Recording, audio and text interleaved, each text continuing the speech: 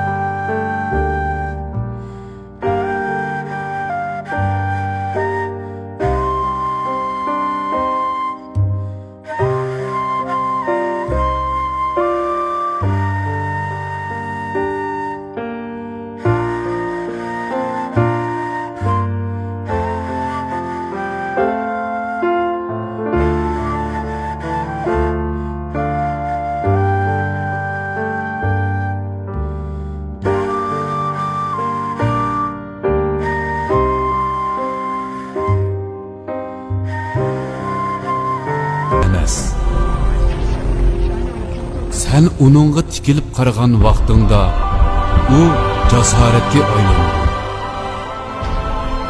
Jasorat muhabbatni tug'di.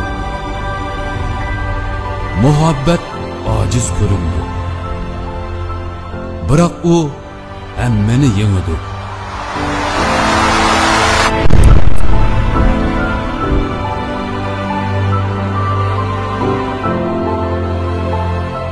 Olamdaki eng yiroq yulduz sana eng yaqin narsada chaqnaydi. Qalbing yulduzlarning jamgohidir. Esingda bo'lsin, har bir odamning qalbiga bir muzika, bir hikoya qachilangan. Qani, o'z muzikangni chal. O'z hikoyangni ayt. Yashash tafakkuring mangu to'xtab qolmasin. Yaşaş isteklerin mangu to'xtab qolmasin. Ali Qurban.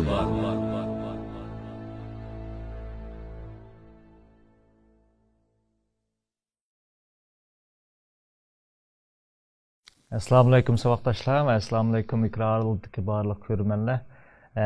Mening ismim Ali Qurban, ko'pincha odam Ali muallim deb ataydi. Men mush o'tganki 1-2 yilda Şinjanning har qaysi yerlarda va davlatimizning ba'zi joylarida leksiya so'zlash orqali nurg'unlagan odamlarda bo'layotgan, ko'p uchraydigan ba'zi psixik omillar va ro'y tushkunlik, xushalsizlik, gangirash va ro'y parokandachiliklarni ko'rdim va shularning yuz beradigan o'rtaq masalalarni hal qilish yusidan bu bir plastika chiqishni qaror qildim. Unda olsa biz darsimizni boshlab ketdik. Yangichilar doimli yolg'iz qoldi degan bir kitobda mundaq bir ikki personaj bor. Igor va Iva, ikkalasi rossiyalik. Igor kim deganda, Igor yosh vaqtida askarlik tugan, keyin askarlikdan qaytib kelgandan keyin Ivani yaxshi ko'rib qilib, Iva to'y qilish taklifini qo'ydi. Ammo Iva Igorning taklifini rad qildi. Va mundaq deydi. Her bir odam o'zining dunyosida yashaydi deydi. U o'zining kallasidagi dunyoni keyin reallikda barpo qildi deydi. Agar siz hozir yashayotgan mush dunyosingizda yashsangiz, mush dunyosingiz bilan men bilan keyin uy tutmoqchi bo'lsangiz, to'y qilmoqchi bo'lsangiz, biz cho'qim mag'lub bo'lmaymiz. Agar siz meni haqiqatan yaxshi ko'rsangiz, siz hozir yashayotgan mush dunyosingizni yo'q qiling, ya'ni vayron qilib etgandan keyin boshqa bir dunyoni shakllantira olsangiz kallangizda. Ondan men sizlarni to'y qilman dedi. Igor bu gap intayin ta'sir qilib, keyin bu intayin tirishib bir cho'ng aloqa shirkatining bosh lideri bo'lib ketdi. Bu nimani tushuntiryapti degan vaqtda amaliyotda dunyoda qancha odam bo'lsa, shuncha dunyo mavjud. Qancha odam bo'lsa, shuncha dunyo mavjud. Agar bir odam o'lsa, bir dunyo o'ladi degan gap. Chunki uning hissiyoti, dunyo ko'z qarashi, beshdan kechirgan aslimalar hammasi tugaydi degan gap. Demak, insonning ikki dunyosi bo'ladi. Birisi ichki dunyosi.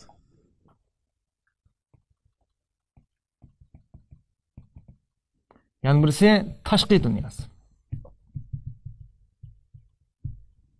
Ichki dunyo sabab, tashqi dunyo natija. Agar biz tashqi dunyoni, ya'ni realligimiz demakchi, o'zgartmoqchi bo'lsak, birinchi bo'lib cho'qim ichki dunyoni o'zgartirish kerak. Agar ichki dunyoni o'zgartmay turib, tashqi dunyoni o'zgartaman desa, bu 100% mag'lub bo'lgan gap. Bu mag'lubiyat nimaga boshlab bordi deganda, norozilikqa, qaqshashga, tushkunlikka, umidsizlikka boshlab bordi. Nurg'un odamlar bu nuqtada qaqamagan. Shunga ichki dunyoning o'zgarishi bu intayin muhim. Unda ichki dunyo degan zot nima? Ichki dunyo nimani ko'rsatadi? Tashqi dunyochi. Ichki dunyo deganimiz dal bizning ko'z qarashimizni bildirdi. Nimaga bo'lgan ko'z qarashimiz? Birisi biz ko'rib turayotgan tashqi dunyoga bo'lgan ko'z qarashimiz. O'xshash bir shaharda yashayotgan yoki o'xshash bir davlatda yashayotgan odamlar o'zi yashayotgan shahar yoki o'zi yashayotgan davlat yoki o'zi yashayotgan dunyoga har xil ko'z qarash bo'ldi. Ya'ni tashqi dunyoga bo'lgan ko'z qarash. Ikkinchisi bo'lsa boshqalarga bo'lgan ko'z qarash. Odamlar kishilar nima deb o'ylaydi? Ba'zidamlar odamlar razil deb o'ylaydi. Ba'zidamlar odamlar yaxshi deb o'ylaydi. Ba'zidamlar yaxshi odam va yomon odam bor deydi. Ba'zidamlar hamma odamning asli moyit oq ko'ngil deydi. Ba'zidamlar hamma odam shaxsiyat deydi. Demak, bizning kishilarga bo'lgan ko'z qarashimiz. Uchinchisi eng muhimi o'ziga bo'lgan ko'z qarash. Odam o'zini zot nima deb o'ylaydi? U dunyoda hamma narsaga men arziyman deb o'ylamdi. Yoki men hech nimaga arzimayman deb o'ylamdi. Yoki men xato tug'ilib qolgan deb o'ylamdi. Yoki men tug'ilmasligim kerakdi deb o'ylamdi. Yoki men hammani qila olmayman deb o'ylamdi. Yoki men hammani qila olmayman deb o'ylamdi.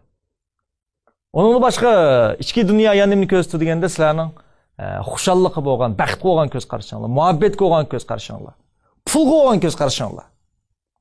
Demak, mush ko'z qarashlarning hammasi ongsiz holda odamning nimasini keltirib chiqardi bo'lsa, tashqi realligini. Ya'ni biz buni tashqi dunyo deymiz, tashqi reallik deymiz, tashqi dunyoni ko'rsatdi.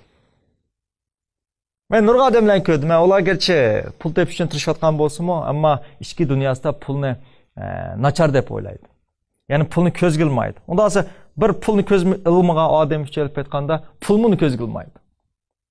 Agar siz pulga hurmat bildirgan vaqtingizda pulni sizga hurmat bildirdi. Nurg'a odamlarda buni bo'lgan ko'z qarash xato bo'lib qolgan. Demak, ichki dunyo degan nima esa, men bayatım degan narsalarga bo'lgan ko'z qarash. Tashqi dunyochi bo'lsa, o'zining shu tashqi reallik. Shunga birinchi o'lab bizni nima o'zgartirmizsa, ichki dunyo. Mana psixologiyadan iborat bu fan dal bizning ichki dunyosimiz, ya'ni bizning nurg'un masalaga bo'lgan ko'z qarashimizni o'zgartirdi. Shu birli o'zgargan vaqtda tashqi reallikda o'zgarish bo'ldi. Ammo bir narsa cho'qim sizlarning yodingizda bo'lishi kerakki, dunyo o'zgarib turdi. Inson o'zgarmasmi, dunyo o'zgarib turdi. Butun jonliq hayotlikning ichida faqat insonlar o'zgarishga moslashmaydi. Bundaq tasratda yashayotgan bir o'zgarish turayotgan bir dunyoda biz ba'zida nemish o'zgarishni his qila olmaymiz, chunki o'zgarish intayin osti bo'ladi. Hem biz o'zgarish ishi tug'anligimiz uchun o'zgarishning bo'layotganligini his qila olmaymiz va o'zgarmaydi deb o'ylaymiz. Hatto tog'lar o'zgaradi. Tog'larmi kunda shamol yoki yomg'irning ta'sirida o'zgardi. Biroq bu o'zgarish intayin kichik bo'ldi. Sizning uyingizning oldidagi daraxtmi o'zgarib turdi. Ammo bu daraxtning o'zgarishi kichik bo'lganligi uchun siz buni his qila olmaysiz. Olimlar bunday bir tajriba qilgan. Bir ko'lda o'zib ketib qolgan paqini shu ko'lning suvi bilan elib, shu ko'lning suyini ishlatgan va bu paqini bir qozonga solgan. Bu paqa aslidagi ko'lning suyida yashaganlik uchun ham bu suv qozonda bo'lganlik uchun paqa hech qanday o'zgarish his qilmagan. Olimlar bu qozonning ostiga asta holda o't qo'ygan. O't bilan isitgan demakda. Bu isitish jarayonida bu yerdagi issiqlik intayin kichik bo'lganligi uchun paqa buni tuyolmagan. Ammo isib 60 gradusga kelganda paqa tuyqisi ulab qolgan. Toki paqa ulab qolguncha suvning issiqligining o'zgarayotganligini his qilolmagan. Demak, jamiyatda nurg'un odamlar mana shunday bir traditsiyaga duch kelmoqda. Nima esa o'zgarishni asla buni his qilolmaydi. Ammo his qilolmay o'zgarish to'shab ma'lum holatga borganda uning hayot kechish iqtidori butunlay yo'qoladi. Nimishqa deganda uning burun bilgan, burun o'rgangan yoki burun keltirib olgan yoki burun yuqumlantirib olgan yoki burun miros qolgan ba'zi ko'z qarashlari o'zgarib ma'lum bir darajaga kelganda butunlay policha holatga qoldigan ahvollar shakllanadi. Ammo buni nurg'un vaqt odamlar hargizmi yana ichki dunyosidan ko'rmaydi. Yana nimadan ko'rdi desa, tashqi reallikdan ko'rdi. Chunki har qanday odam o'zining xatolar qilishdan qo'rqadi. Yani ko'pincha vaqtlarda sirtqi omildan banoz degan ahvollar shakllanadi. Inglizlarda seni bu yerga kelgan narsa mayaga apranmaydi deydigan bir maqol tamsil va ya'ni seni ma'noqtaga aprangan narsa mayaga apranmaydi deydigan. Bu nima deganga gap desa, bizning o'rgangan bilimlarimiz yoki bizning dunyoga bo'lgan ko'z qarashimiz, odamlarga bo'lgan ko'z qarashimiz, hayotga bo'lgan ko'z qarashlarimiz bizni mush holatga ekilarligan bilan bizni bu holatdan yan bir holatga ekilashni atan. Yoki bizning ota-bobolarimizga yoki ota-onalarimizga hayot kechirish uchun yoki taraqqiy qilish uchun yordam qila olgan ba'zi ko'z qarashlar bundan keyin yosh o'smirlarga, yoshlarga ning yana bir nuqtaga halqishiga balkim hech qanday foyda yetkazolmasligi mumkin. Hatto to'sqinlik paydo qilishi mumkin. Bu nuqta elib etgan vaqtda nurg'un ota-onalarning burun o'ziga foyda qilgan nurg'un ko'z qarashlarini yana bolalarga singdirishi vaqt kelganda bolalarning olg'a ilgarilishini to'sab qo'yishi mumkin. Bu nuqta elib etgan vaqtda burun to'g'ri bo'lgan, vaqtliq to'g'ri bo'lgan ichki dunyo o'zgarish tufayli hamda to'g'rilab ketishni ataydi. Shunga bir o'zgarish holati turib atgan har qanday bir jamiyatda, har qanday bir xalq cho'qim o'zining bilgan narsalarni, o'zining ko'z qarashlarini yengilab buningga moslashib bermasa, uning burungi bu o'rgangan narsalari keyin bu o'zgarish shalinib ketadi yoki uning olg'a besishini to'saq qo'ydi. Burun bir odam bor ekan, bu daryoning matirpida yashaykanda, quruqliqning matirpida. To'g'risi bu quruqliqda toza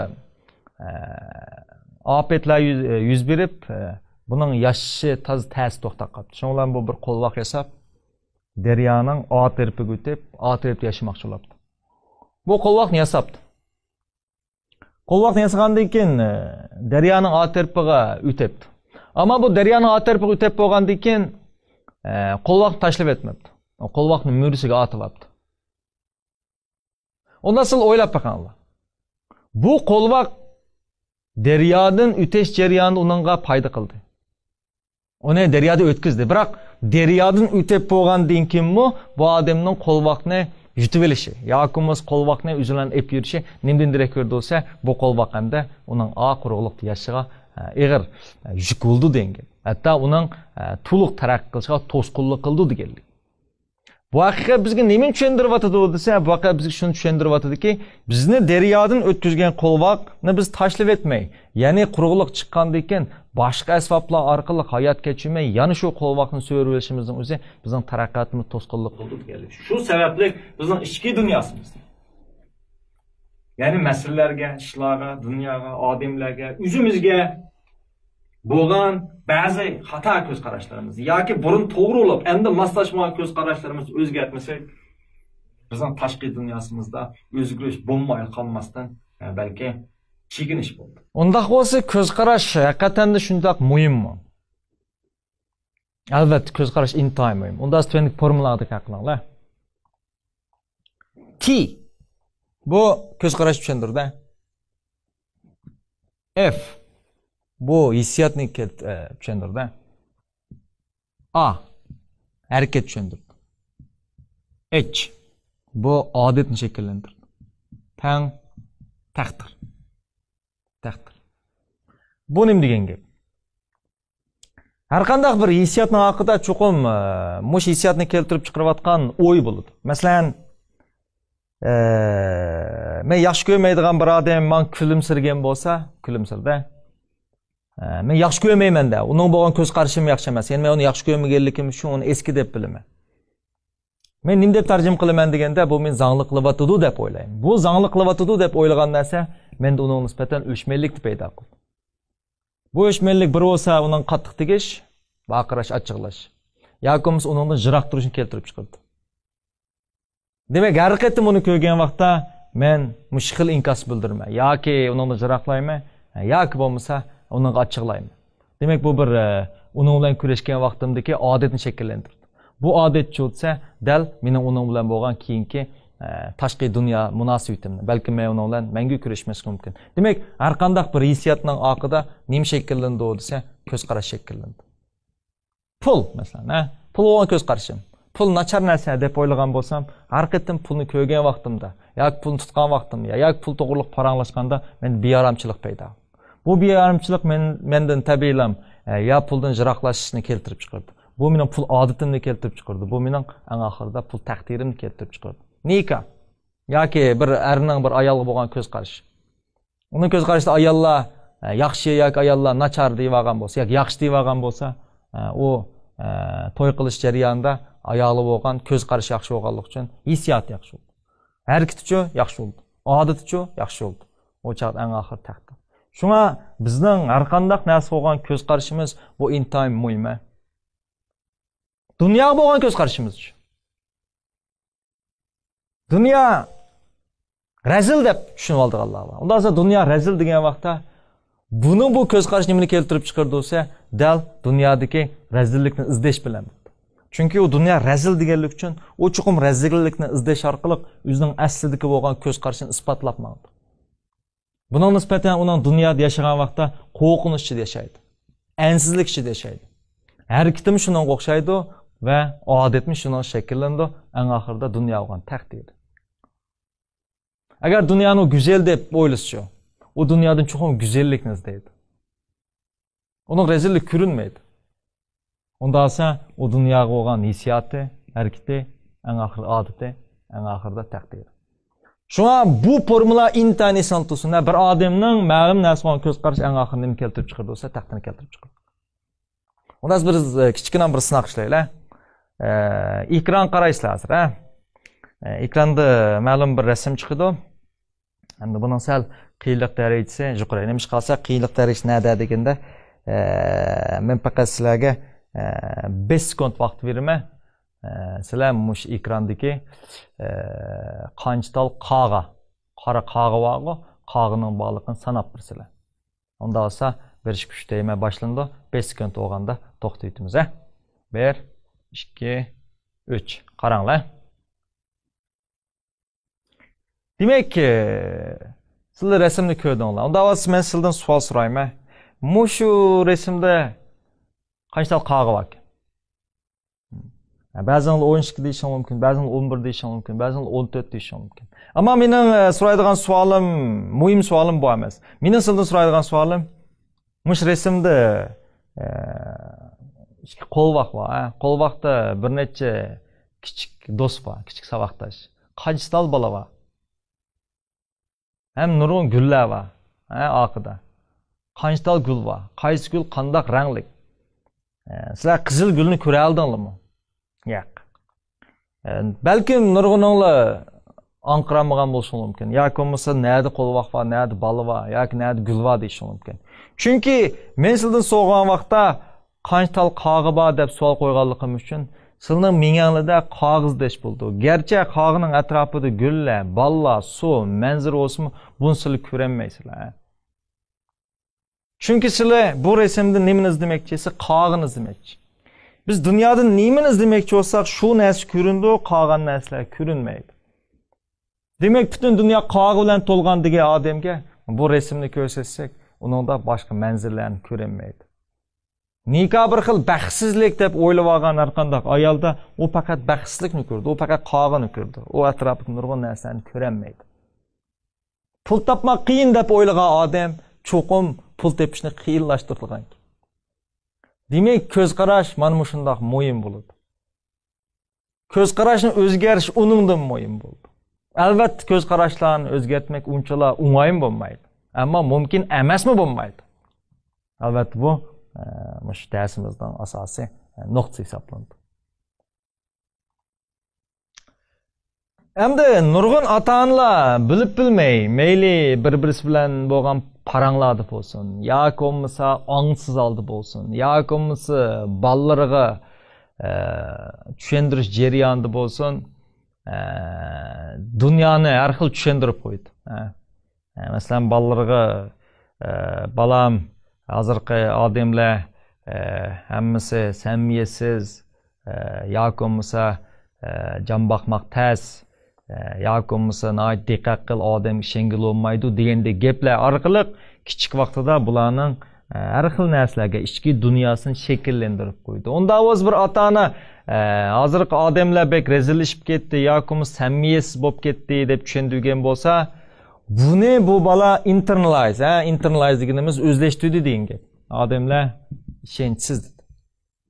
Unda bu bola qanday qildi degan vaqtda bu bola darhol buning kishilarga bo'lgan ko'z qarashi xuddi boyatdan qog'iniz degandek ashundoq odamlarni izlash orqali dadisining uning singdirgan ko'z qarashini isbotlaydi. Yoki buni harakatdan tushuntirib qo'ydi. Masalan, doim ayolni urdigan ko'rgan qizchaq nim deb bir xil holi shaklda, chunki dadisi uning bir qizning hayotidagi tunji erda u, tunji qahramonda. Bu qiz dunyodagi erlarga bo'lgan ko'z qarashini avval dadisidan ko'rdigan gap.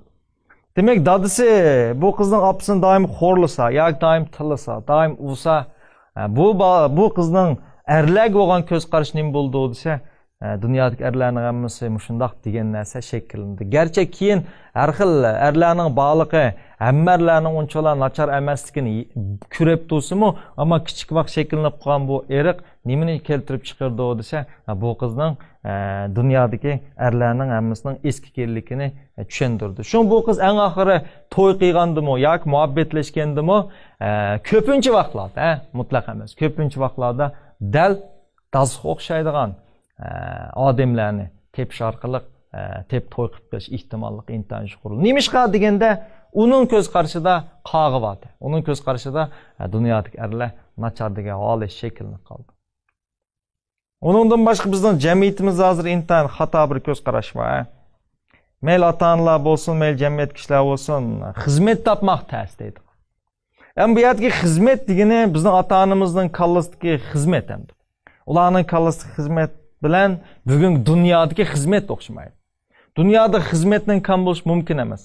Bir odamning har qanday bir ishini biz xizmat deymiz. Ammo ota-onalarning ko'z qarashi xizmat dal ularning ayni vaqtda jon boqqan yoki ularning ayni vaqtda hayot qilish uchun muhim bo'lgan bir xil xizmat shaklini o'ylab oladi. U xil xizmat bu dunyoda yo'q, hozirgi holatda ham bo'lmasi kerak. Nimish qilsa, u xil holatdagi xizmat yana bugungi zamonda bo'lsa, bizning davlatimiz taraqqiylanmaydi. Shu ularning ko'z qarashida burungi xizmat bo'lmaganligi uchun ular nima deydi desa, hozir xizmat yo'q deb o'ylaydi. Unda bu bizning yoshlarimiz sinib ketdi, bolalar.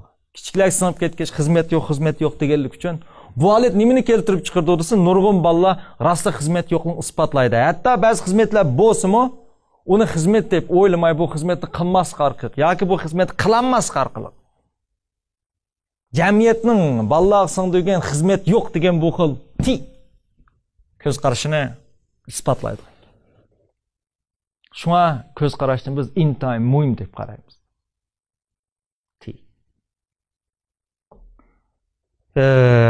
Men hozir nurg'un radiolarda maslahat berish jarayonida bo'lsin yoki leksiyalarımda bo'lsin yoki yuz turani kurash jarayonida bir holatni, ya'ni ota-onalar hozir bir krizis petib qoldi. Ya'ni nim tarbiyalash, bol tarbiyalash krizis petib qoldi. O'qituvchilar bo'lsa, bularni texmi krizis petib qoldi. Chunki mayli ota-ona olsun, mayli o'qituvchi olsun, bularning burunqi bolalarni tarbiyalashda, yetaklashda ishlatadigan nurg'ulg'an metodlari yoki bo'lmasa nurg'un ko'z qarashlari hozir putteslab turolmaydi. Nimish putteslab turolmaydi? Ularning xatomi? Yo'q, to'g'ri.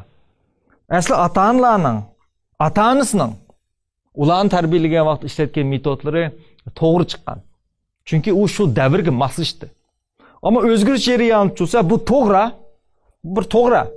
Ama o'zgarish jarayonida bu xatolab qoldi. Xuddi qo'lboq deryoda to'g'ri. Ama quruqliq so'rib olganda qo'lboq xatolab qolgandek bir to'g'ri narsa o'zgarish jarayonida makon zamon moslashmaganlik uchun xato bo'lib qoldi. Chunki quruqliqda qo'lboq ham ishlamaydi. Nimishqa bugungi dunyoda, bugungi zamonda yashayotgan bizning yoshlarimiz, o'smirlarimiz qandaq muhit yashayapti degan vaqtda uchur intayin ko'p, media intayin taraqqiy qilgan, xabarlash vositalari intayin tiz holat yashayapti. Ya'ni dunyoning atrofida qanday xabar bo'lsa, qanday yangilik bo'lsa, bizning mail undidor bo'lsin, mail televizor bo'lsin, mail radio bo'lsin, mail internet bo'lsin, tizla bolalar ko'p bo'ldi. Bugungi davrdagi bolalarning bildigan narsa ota-onalar uchun ko'p bo'lyapti. Bir tantarbiya o'qituvchisi bir to'p bolalarni bir mashq qildirib etib, vatqanda bir bola yiqilib chiqdi-da. Shuna yiqilib tushib, tizini qon topibdi bu, suribdi. Shuna bu tantarbiya o'qituvchisi bu bolaga yig'lama, o'g'an bol deganmi, yig'lamdi. Yig'lamaysan-ku, o'g'an bol o'g'an degan. Bu bal nim deb javob beribdi desa, men yig'lamayman, sizni azi qilaman degidek. Demak, mayadagi masal nima tushuntiryapti desa, burun maktablarda biroz yiqilib tushsa, yig'lab ketdi. Shunga o'qituvchi buni yig'lama deb uning ro'yi madad berdi. O'g'an bol degan yig'lamdi. Ammo bugungi davrdagi bolalar yig'lash emas. Bularning ko'z qarashida meni yiqilib tushimni muallim keltirib chiqadi. Shu men yig'lamayman, sizni azi qilaman deyotgan. Demak, mo'sha bir qiziqarli yumordan biz nimani tushuna olamiz desa, biz ota-onalarimiz yashagan dunyodagi kichik bolalar bilan bugungi davrdagi kichiklar o'rtasida intayin cho'ng bir farq bor. Endi hozir ota-onalar bolalarni tarbiyalashdi, nima ishlayotdi deganda 3 xil metod ishlayotdi-da. Birisi qaqshash. Qaqshash orqali, jili bulash orqali, o'zini kontrolini yo'qotish orqali bolalar qaqshab tarbiyalash deymiz. Ikkinchisi desa, qattiq tutib vaqirab bolalarni yaxshi bola, ya'ni gap anglaydigan bola qilishni ular yaxshi farzand tarbiyalash deb o'ylaydi. Uchinchisi esa ba'zi ota-onalar butunlay echib etib, ya'ni shartsiz muhabbat orqali mayli xatolik qilsin, mayli to'g'rini qilsin, balasi hamma narsani ta'minlab berish orqali, ya'ni o'zining muhabbatini kontrol qilmagan holda cheksiz muhabbat bilan tarbiyalaydi. Qaqshash, chin tutib yaxshi bola qilish, gap anglaydigan bola. Uchinchisi shartsiz muhabbat. Emniyet bu üçlüyse mağlup oldu. Neymişqa? Qaqshash. Qaqshashning ikki kemchiligi bor. Birinchidan siz bolangiz to'g'risida biz keyingi darslarda tafsiliy so'zlaymiz. Siz qaqshagan vaqtda chuqum siz bolangizning kemchiligiga diqqat qilasiz. Ya'ni rasmda qog'oz deysiz. Garchi sizning maqsadingiz yaxshi, niyatingiz yaxshi, bolangizning kemchiligini yo'q qilib etmoqchi. Ammo bu yaxshi niyatingiz nachar natija keltirib chiqadi. Ya'ni ma'lum odamning kemchiligi mayli bola bo'lsin, mayli yo'lchi bo'lsin, buning kemchiligidan qaqshash shu kemchilikni jiqaytiradi. Bu birinchi mag'lub bo'lgan nuqta. Ikkinchi qaqshashning yana bir xil ojizlik nima degan vaqtda siz qaqshagan vaqtda bolangizni shartlab qo'ysiz. Shartlab qo'yish degan nima esa, bola faqat ota-ona qaqshaganda yoki ota-ona qaragan vaqtda, ota-ona kuzatgan vaqtda yaxshi bola bo'lib oldigan, agar shunday qaqshamasa, hech chiqmaydigan turib oladi. Qashang'lashadi demdi. Bir kun o'qituvchi bir boladan so'rabdi, "Sen bugun nima ish topshiriq ishlading?" desa, bu bola bu topshiriq ishmaslikka mendek masala emas. Bu opamning xatoligi. Va bu opangning qanday xatoligi desa, "Chunki opam tingan, men qaqshamagan-da" deb javob berdi. Demak, bu bola faqat bu yerdagi topshiriq ishlashi qandaqdir o'zining xushalligini tepish uchun emas, balki nima esa, opasining qaqishdan kelib qilayotgan. Shu nurg'un bolalarning darsni o'rganishga qo'shaqmaslik nimani nerdan kelib chiqqansa, bunimi bilib bilmay ota-onalar qaqshash orqali shakllantirib qo'ygan bir xil shartlash. Biz Dorsey effektini tushunib bitaylik. Dorsey effekti degan bir xil holat bor, Dorsey effekti. Bu qanday holat deganda, bu bir hikoyadan kelgan.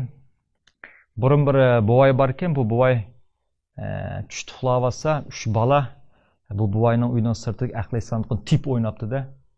Shular buvayning uyqusi buzilib ketib, chiqib bolalarga qaqshmabdi, biroq mundaq debdi. Bolalar, mush aqlaychilikni tepishinglar bek yaxshi bo'ldi.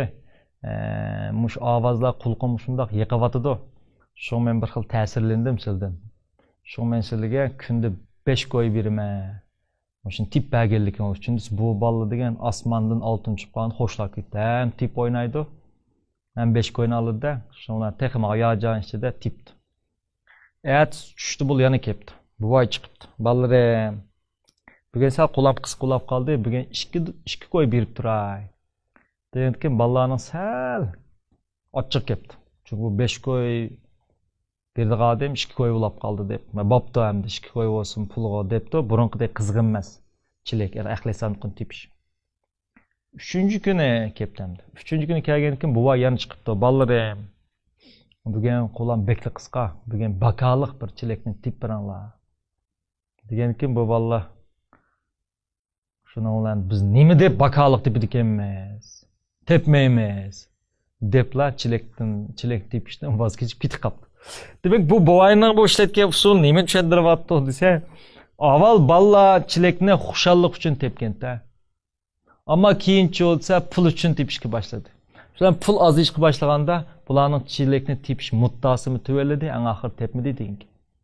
Demak, ba'zi vaqtlarda asli o'rganish qilish, tirishish bir xushallik aylangan vaqtda odamni hech qanday bir xilliq japoyish qildigan sho'maydi. Ammo tirishish qandaqdir bir mutlaq bog'lanib qolsa, ya'ni ota-onasining qoqishdan qechishga aylanib qolsa, yoki bo'lmasa ota-onasining tillishidan qechishga aylanib qolsa, yoki ota-onasi pul yurish orqali buni qilgan bo'lsa, bu xil mutlaq bilan shakllangan har qanday o'rganish qilish usuli yoki tirish usuli mag'lub bo'lgan. Mana bu qoqishashning nimasi deganda yetersizlik.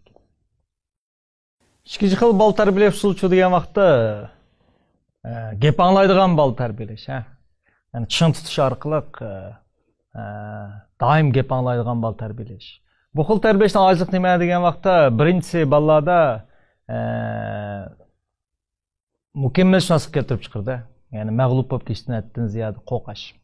Chunki kichik vaqtida xatolik sodir qilib doim ota-onasining til ahontiga duch bo'lgan bolalarda cho'ng bo'lgandan keyinmi xatolik o'tkazishdan qo'rqadi. Xatolik o'tkazishdan qo'rqishdan o'zi bilan nima keltirib chiqardi desa, haddan ziyoda jiddiylikni keltirib chiqardi. Unisiga bu xil tarbiyalashdan ham bir xil ojizlik nima degan vaqtda qutublashgan psixikani keltirib chiqardi. Qutublashgan psixik nimasi bir tarafdan tarbiyalanib qolgan. Ya'ni ota-onasi nurg'un bolalarga mundaq qilma yoki undaq qilma, mush to'g'ri deb bilan ma'lum bir xil usulni o'tib qo'yganlik uchun keyin bolalar bu usuldan qutlanmaydigan bir ahvol kelib chiqadi. Masalan deyli, bir bolaga biz doim sekrep o'ynama yoki yugurib kiyimingni mehnat qilma desak, bu bolada yugurishning yoki sekrep o'ynashning yoki kiyim o'ynashning xato deb o'ylagan vaqtda keyin bu bolada tabiiy nim bo'ladi desa, mushu xatoni ya'ni yugurib yoki kiyimni to'p qilish orqaliqmi ufq qozonadigan ba'zi sohalarda balki ufq qozonolmas mumkin. Masalan, doimlik o'yillik gap qilma, vaqirsa olmaydi, yig'ilsa olmaydi deb o'rgatgan bolani ma'lum bir kun bir bal o'g'risi tutib olgan bo'lsa, bu bolaning kallasida men vaqirsam bo'lmaydi degan ko'z qarash tufayli balkim vaqiryanmas mumkin. Demak, bu xilliq chin tutish shaklida tarbiyalangan bolalarda nima shakllandi qutublashgan bir xil psixik shakllandi. Ota-onalar bilib bilmay nemishqa gap anglaydigan bolaga desa, chunki bolalar gap anglagan vaqtda bularning birsi biz aram topimiz deb o'ylaydi. Ya'ni bunday aytgan vaqtda o'zining avorchiligidan qo'rqib ba'zida bolalarni cho'nglar xos psixikada turishni yaxshi ko'rdi. Bu to'g'riliq biz keyin tafsiliy so'zlaymiz. Qutublashgan psixika. Balla kasalliklar doktori John R. Fox'ning mundaq bir gapi bor. Nurg'un cho'nglar ballani cho'ng odamdek bo'lishni umid qildi. Chunki ularning ballari cho'ng odamdek uyda qolib qolmasa, o'zi talada kichik balladek o'ynay oladi, deb mundaq bir kod naql keltirgan. Şu nurgun ata-analarning amaliyotda yavaş bala ya gep anglaydigan bal tarbiyalashi tip yildizi elib etganda o'ziga texmo erkin bir bo'shliq berish nishonlagan bo'lib, bu xil tarbiya ostida cho'ng bo'lgan balalarda qarisi yaxshi baldek tug'an bilan eng oxirida bek cho'ng ishlarni o'zi chiqarolmaydigan yoki doimlam ata-onasining uning o'rgatgan to'g'ri xatosiga osilib olib, keyingi hayot kechirish jarayonida ba'zi zo'r bo'lgan tadbirlarni qo'llanmaslikdagi holatni shakllantirdi. Uchinchi xil bal tarbiyalash desa, cheksiz muhabbat bilan. Ammo hozirgi nurg'un yosh ota-onalar o'zining kichik vaqtida nurg'un jafoni chekkanlik uchun balam hamda nurg'un vaqtlarda men ko'rganni ko'rmasin deb ularga bo'lgan muhabbatini ularning har qanday nimasini tayyor qilib berish orqali haddan ziyoda kuyinish orqali ifodalaydi. Yani har qanday bir o'g'il kichik bolaning uyanchiqqa qarasak, u dal dadisi burun alanmagan o'yinchiqlar dal shu bolasiga paga o'yinchiq chiqib qoldi. Ham bu xil shartsiz muhabbatning nurg'un kemchiligi bor. Chunki bolalarga shartsiz muhabbat berganda, ularni bek quchoqlab etgan, bek atib olib etganda, birinchidan bu bola cho'ng bo'lgan vaqtda hamma odam meni yaxshi ko'rish kerak deb o'ylab oladi. Mana bu qizlarda yuz beradigan kul qiz keslik deymiz.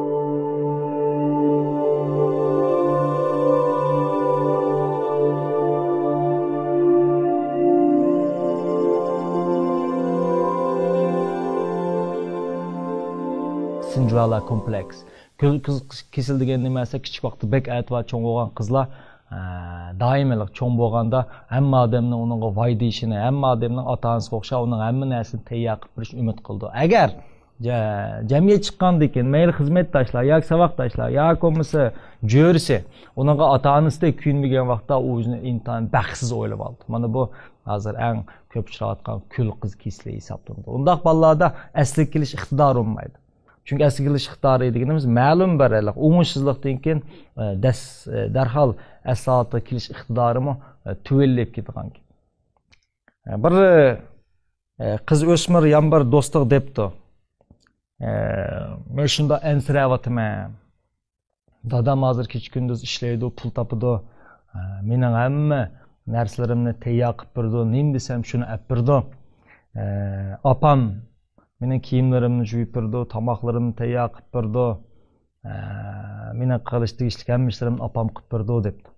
Shundan bu qizdan do'st so'rabdi-da, unda o'z nimdan ansiraysa desa, ular bir kuni qechib ketamiki deb ansirayman deb javob berdi. Demak, bu xil bolalarning asli o'zi qila oladigan ishlarni ota-onasining qilib berishi nimani keltirib chiqardi bo'lsa, bolalarning shu ishlarni qila oladigan iqtidorini o'ttirdi. Agar siz balangizga bir tal o'yini ishlab, o'ynab bergan bo'lsangiz o'g'lingizga, bu tip yildizdan sizning balangizga bo'lgan muhabbatni ifodalash shakli bo'lgan bo'lsa, tip yildizi elib etganda bu balangizning 2 tal yoki 3 tal o'yilish iqtidorini yo'q qilib etganlik bo'ldi. Chunki siz uning bir o'yini so'qigan vaqtda u o'yilish iqtidorini taraqqiy qildirmaydi. Mundaq etgan vaqtda bolalarning hamma narsasini tayyor qilib berish nimani keltirib chiqardiysa, ularning asli bo'lgan, saqlangan, asli taraqqiy qildiysa, joriy qildira oladigan yushun iqtidorlarini yo'q qilgan. Bir ota-ona doktorning yoniga beribdi. Balam hozir ishga kirdi, bir meg'iz gap qilmadi deganda ekan. Bu doktor balani tekshirsa hammanimiz normal. Şulan 2,5 kirgichimi gap qilmabdi. Yan doktorni berib, doktor bu gap qilmadi desa, tekshirsa yan normal. Gap qilib qoldi, sabr qiling deb.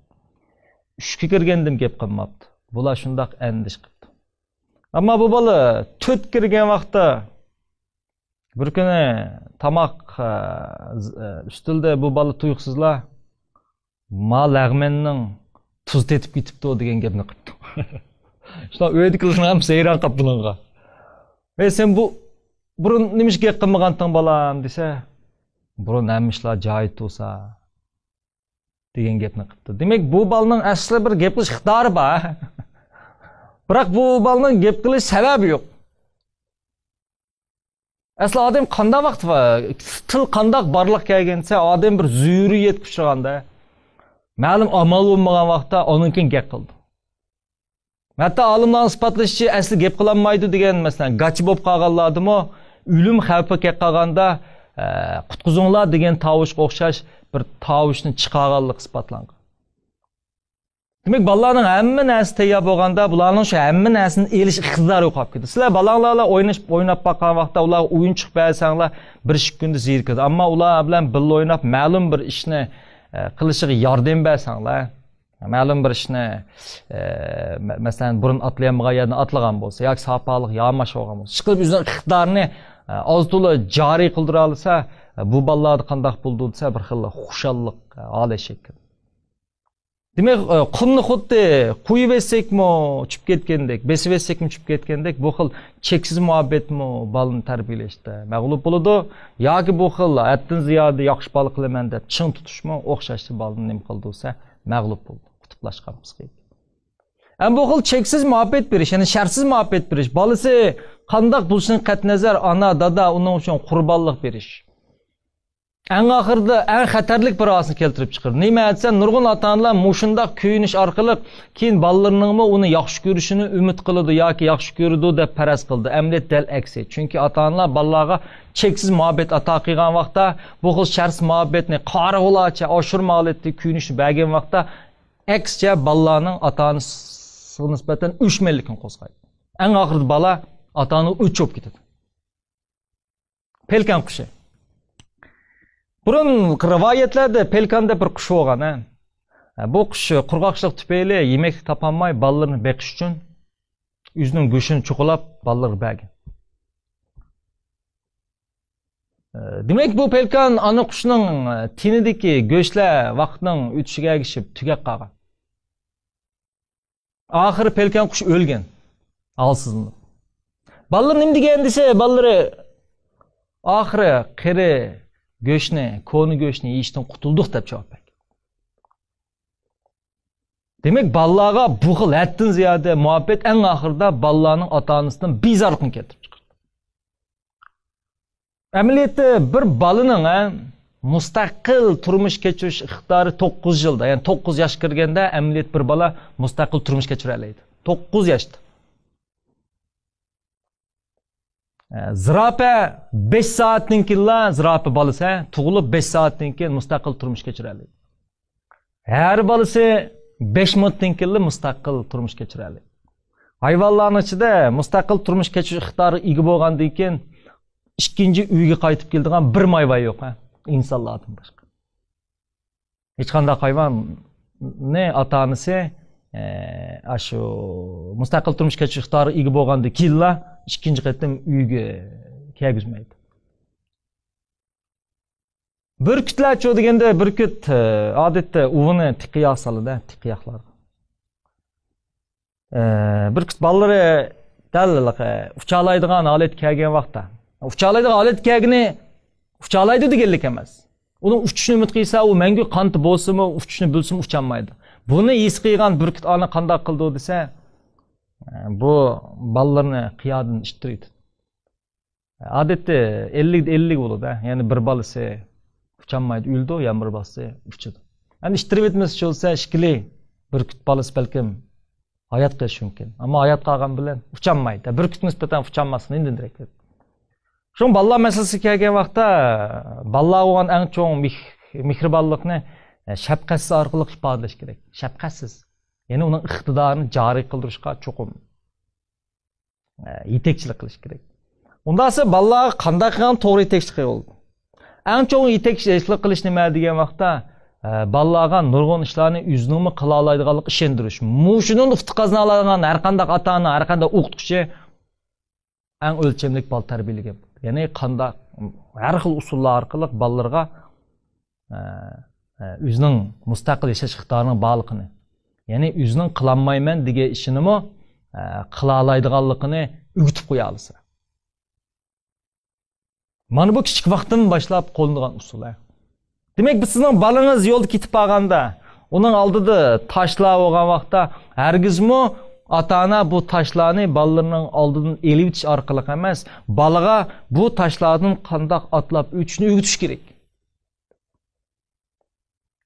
Bolalarning hargizmi oyoq boqichini itib qo'yash emas, Bir bala oyoq boqishini italaydigan qobiliyat kelgan aman uningga oyoq boqish itishni o'gitish. Ya'ni qilib bir ish emas, o'gitish. Uningga nima qilishni emas, qanday qilishni o'gitish. Mana bu to'g'ri olat bo'ladi. Menga ta'sir qilgan bir hikoya bor.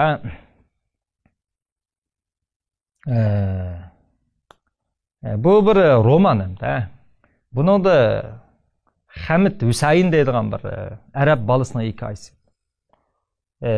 Buning dadisi ning bir yeri bo'lib, bu raqs sotadigan raqs savdogarda. Keyin buning bu dadining, Hamidning dadisining shu uy boyaga bir cho'ng qurilish kelib qolmoqchi bo'ladi. Shu bilan shu davlatga ait boy bir neft savdogari bu uyga baho qo'ydi bu yerga. Degandan keyin Hamidning dadisi rad qiladi. Shu bilan shayx deb qo'ydi-ku ular boylarni. Cho'ng bir boy. Shuni bilan Hamidning dadisiga texim qurboni qo'ydi. Yanılı Hamidning dadisi rad qildi. Oxir tahdid misoladi. Tahdid solsam unamaydi. Bu meni yeri, men sotmayman deb turadi. Oxiri shu boy savdoga avval o'zining odamlarini avatganda o'zi keladi. Sen nima qilib bersam sotsan degandan keyin Hamidning dadisi mundaq deydi. Men pulga sotmayman deydi. Faqat mush o'g'limni sana topshiraman. Buni o'qitib qo'ysan, tarbiyalab qo'ysan. Chunki men hargizmi balamning kelgusini o'tmishimga tegishmayman deydi. Diqqat qilinglar. Bu bek nadir gap, ha. Balamning kelgusini men o'tmishimga tegishmayman deydi. Bu deganlik men yerimni setib, nurg'un boyliqimni, o'tmishim mening boyliq. Balam qoldursam, balamning istiqboli o'ldi deydi. Men pul vermem deydi. Mush balamni o'qitib qo'ydi.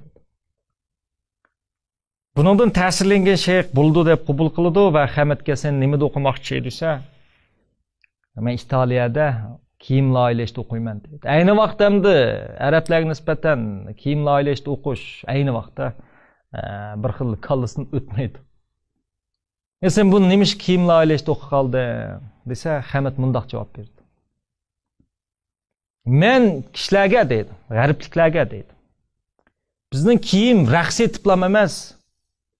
Buni loyilab, aql bilanmi jon boqalaydiganligimizni, aql setibmi bizning jon kechira oladiganligimizni ko'rsatib qo'yma. Chunki ular biz sotgan bu raqlarni loyilab, yana bizga sotadi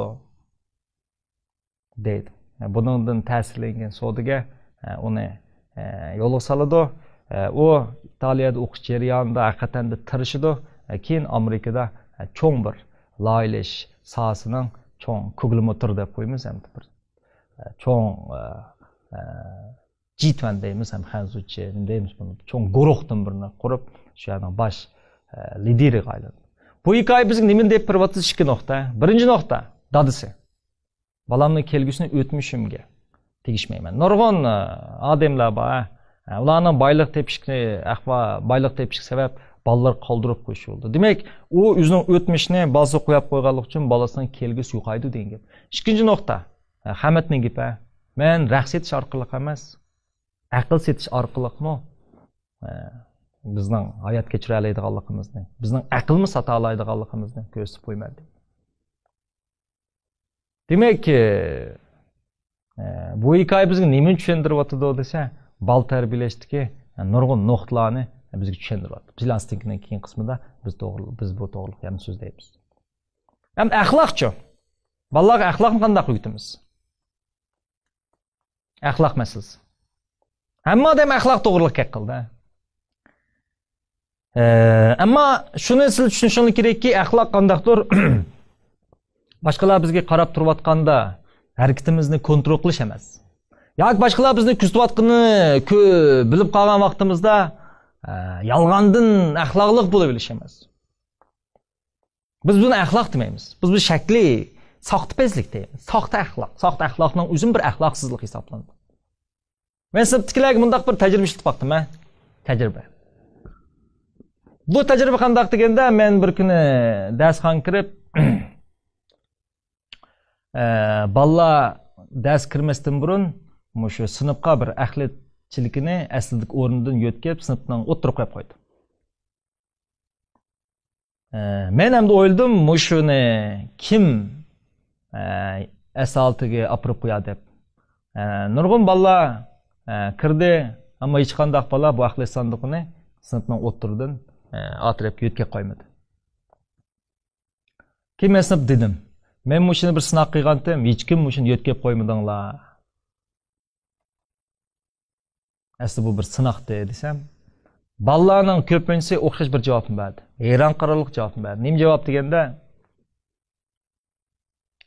agar dedi, biz shuning sizning siniqingiz ekanligini bilgan bo'lsak, agar uni bilgan bo'lsak, biz yo'tkab qo'ydik dedi. Yani ular bir mukofotga meni maqtashimga erishmoqda. Bu nima tushuntiryapti bo'lsa, agar buning bir sinoq ekanligini bilgan bo'lsak, yo'tkaydik dedi. Demak, bu yerdagi axloq bu bolalarning axloqi, qalbida shakllangan axloq emas. Nurg'un odamlarning axloqida nima bo'lsa, ma'lum mutta bo'ladi. Ya kishilarning yaxshi ko'rishiga, ya kishilarning axloqliq deb qarashiga, yoki mukofotlarga erishish uchun axloqliq bo'ldi. Amaliyat axloqning o'zi nima shakllandi bo'lsa, odamning mohiyati shakllangan. Unda bu axloqni qanday shakllantiramiz? Gap qilish orqaliqmi? Ayıplash orqaliqmi? Albatta siz bir odamni axloqliq bo'ldi deyishdan burun, cho'qim uningga nima axloqliq bo'ldiganlik to'g'risida sabab deb bilishingiz kerak. Axloqning eng cho'ng yuqori nuqtasi samimiyat bo'ldi. Samimiyat. Samimiyat yetildirish. Parislarda bir maqol tamsil var. Rast gap qilgan odamga qechib ketadigan otni tayyorlab ber deydigan. Rast gap qilgan odamga, rast gap qilmoqchi bo'lgan odamga qechib ketadigan ot tayyorlab ber. Bu nima degan gap desa, chunki bir rast gap qilish intoyin tez. Agar u rast gapni qilgan vaqtda cho'qim kishilarning haqoratiga yoki bo'lmasa tillashiga duch bo'lishi mumkin. Shunga u rast gapni qilib qechib ketsin demoqchi. Rast gap qilmoqchi bo'lgan odam ot tayyorlab. Samimiyat. Albatta samimiyatni shakllantirish shunday tez. Ammo mumkin emas. Undan men tuvanda 4 xil samimiyat deyman. Samimiyatning 4 bosqichi. Birinchi bosqich nima deganda axloq shakllantirish, ya'ni eng yuqori axloq shakllantirish uchun bundaq 4 bosqichni besib o'tamiz. Birinchisi yüzünün raskipini yüzüge dep biriş. Muhim ama. Yüzünün raskipini yüzüge dep biriş. Yüzünün raskipini yüzüge dep biriş degen nemesi, nurg'un odamlar yüzünden keçip yürüydü. Yüzünü qubul qılanmaydı. Yüzünün bazı aciz dep o'ylagan yerlerini qubul qılanmaydı. Yüzün kemtik degan yerlerini qubul qılanmaydı. Meyli aqli jihatdan, meyli jismoniy jihatdan. Men shu nurg'unlagan bo'yi paka bolalarning o'zini kamsiganligini ko'rdim. Men uni kulib ketdim. Agar dunyoda hamma narsa o'xshash yaratilsa, dunyoning hech qanday qiziqi bo'lmaydi. Tuyga inton egiz sat yaratildi. Paka kichik yaratildi. Shir har xil. Ammo butun hayvonotlar dunyosida men hozir qadar tehi tüyünün şırğa bas qilganini, shirning pilga bas qilganini, yılanning qushulab qolmaganlik uchun azoblanganini yoki qushlarning biliq bo'lib qolmaganlik uchun azoblanib ko'rib. Faqat insonning lam o'zining boshqa odam bo'lib qolmaganligidan azoblanayotganligini, shu tufayli o'zini yaxshi ko'rmayotganligini, shu tufayli o'zidan bezor bo'lganligini his qildim. Demek nurg'un odamlar o'zining yorilish holatidagi mush holatini yaxshi ko'rmaydi. O'zini qabul qilolmagan. Men shundoq deymanki, agar men odam bo'lmay bir ishti bo'lib tug'ilib qolgan bo'lsam, men hargiz odamga havas qilmay yaxshi ishti bo'ldim deyman. Katta. Падылдарына қоғдайдыған садық бір ішт бұлтым дейді. Яқшы ішт. Мен бөргім әвәс қылмайды. Әгер мен бір құрт улап ярылып қалған болсам, ән кәт құрт ұлтым дейді. Қатсы құрт. Ноч құрт бұлтым. Мен әргіз мо, мені иевесім мо, иевтідіған құшлағы әвәс қып жүрмейді. Çünkü мен құрт улап яралған. Şu nurgun adamlar yüzünü manımışındak, kubul kılmayı. Neymiş kadise, ulanın göz karşıda ölçemlik adamlar, başka adamlar boğalık için, ula yüzünü başkalığa seliştirip ağalık için, daim yüzünü oylayan vaxta köngül yerim bulap kaldı. Əmliyette dünya her xil boğalık için güzel oldu. İnsan yüzünü kubul kıygan vaxtı, yüzünü yaxşı görgen vaxtın tatipla başkalarının örmek kıldıqan oldu. Ama siz yüzünüzde mi yaxşı görmüsünüz? Siz yüzünüz yaxşı görmədikən yerdə başkalarının sizin yaxşı görüşdən eğzi çıqı mı bulmaydı? Bu birinci səmimiyet. Yüzünün rast kepini yüzü gidip bilir. İkincisi, bunundan alqalıqan adam andın yüzünün rast kepini başkaları dep birəleydiğen buludu, erkin buludu, yüzünü yuşuruşdan saklandı. Yüzünün rast kepini başkaları dep bilir. Bununla biz manıdan alqıp anda ötemiz. Yani, mesela bir paka tuğulup qalğan, yoki semiz tuğulup qalğan, yoki olmasa çırayı yüzünün göz qarşıda sət dep oyluvağa adam, aval yüzünün güzellikini his qila alsın. Menin bunda artıqçılıqım baken go dep oylay alsın. Çünkü biz qurutni zanlıq qılmız. Agar qurutlan quşu olsa biz çuqum quşni yaxşı görürüz. Ama qurut bu məsələ onda qaramaydı. Qurut özünü en güzel dep oylaydı. Yani bütün dünyadaki hayvanlar man oxşamağanlıq üçün ular bəxtsiz deydi. Bizçe o dese biz başqalarga oxşayamağanlığımız üçün özümüzü bəxtsiz deyimiz. Biz ölçemini başqalarga qoyumuz. Qurutçu o dese həmmə hayvanlar man oxşamaydı ki, man oxşayamağanlıq üçün ular bəxtsiz deyip oxşamağan deyəlikdir ki, ama. Her bir adam ölçem. Siz yargıçma yüzünüzden başkalarına oxşayanmağanlığı demez, başkalarının sizge oxşamağanlığı için başkalarını tek bəxtsiz deyip oylasanız buldu. Mana moşundaq bir xil işenç. Şu vaxtda siz yüzünüzden rast kepini başkalarına dep birsiz. Bu vaxtda kişilərdə mi sizge nisbətən bexatarlik tuyğusu buldu, yüzünüzdə mi yengilleş yüz buldu. Bu səmimiyyətdən keyin biz başkalarının rast kepini yüzümüzge dep birəleydigan bulumuz.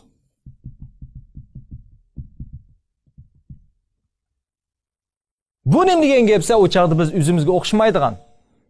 Yakınmısı yüzümüzden güçlük, yüzümüzden kelişken, yüzümüzden bilimlik adamlarını itiraf qilishni o'rganamiz, ularga hasad qilmaymiz, ularni yaxshi ko'rishga başlaymiz. Bu üçüncü samimiyet. Başkalarının rast kepini yüzüge dep birish. Nurg'un odam başkalarının rast kepini yüzüge dep bermaydi. Bu deganlik itiraf qilinmaydi. Bu üçüncü basqıchda keldi. Dördüncüsü şu ise andın etika. Etika dediğimiz mi? Ahlak.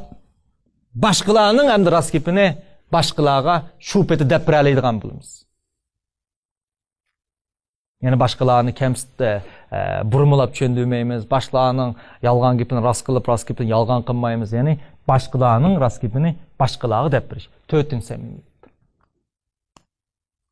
Demek bu yerdeki ahlak deganimiz emni tüp yetsa öpeyotganda psixika masala o. Agar bu xil psixikalik masaladan o'tmay turib, yalgandın yoki bo'lmasa qo'rqash orqali axloq shakllantirganda, bu xil axloq haqiqiy axloq bo'lmasdan balki axloqsizlikning yushurinishi hisoblanadi. Shunga biz eng yuqori axloqqa yetishimiz uchun birinchi samimiyatni ishga oshirishimiz kerak. Yüzünün rast kepini yüzünge dep be. Mesinin aya kelip çıkışın qandaq bolsun, iqtisadi ahvalın qandaq bolsun, badan alamatın qandaq bolsun. Muş halatını sen aval nim qilishing keraksa, men mush ekanman deyalishing kerak. Bu jihatda mening bir do'stim bor, Veli deydi, Abduveli Abliz deb. Bu bal intayin zirik. Onun meseleleri göz karşıma, meninkidimi ötkür balı bu. Mana bu jihatda eng yangiligim bola. Ya'ni buning kichik vaqtida buni umaq, o'zi chiroy seriqroq qilibdi. Kichik vaqtda hamma odam o'zining bu xil seriqlik tufayli, boshqalarga o'xshamaganlik tufayli bearam bo'ldi. Biroq bu bola cho'si o'zini yangiligi. Ya'ni u o'zining bir xil seriq, ko'zining bir xil boshqalarga o'xshamaganlik tufayli bir faxrlik his qila oladi bu bola.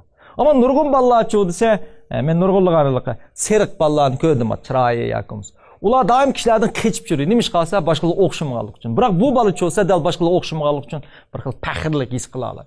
Yüzünü yengerligi. Şun bu adette yüzünü başkalarına bevas düşündüreleydi ve yüzünün kuşluk ademlerini mi qabul qılalaydı ve yüzüge okşamalı ademlerini mi qabul qılalaydı. Atalmış normal kişiler çoğu degende atalmış normal kişiler daim yüzüge farqlıq bo'lgan ademlerini ayıplaydı. Ve onun en çok artış nimesi başkalarının raskepini başkalarına şüphe dep bereleydi. Bu xil ademlerde küz iqtidarı güçlük buldu. Bu xil ademler gerçi bekçik pul tep ketmişmi ama hayatında bekçik pulu vardı yaşaydı. Bundaş bakanda bay yaşaydı deyik. Mana bu tut samimiyet.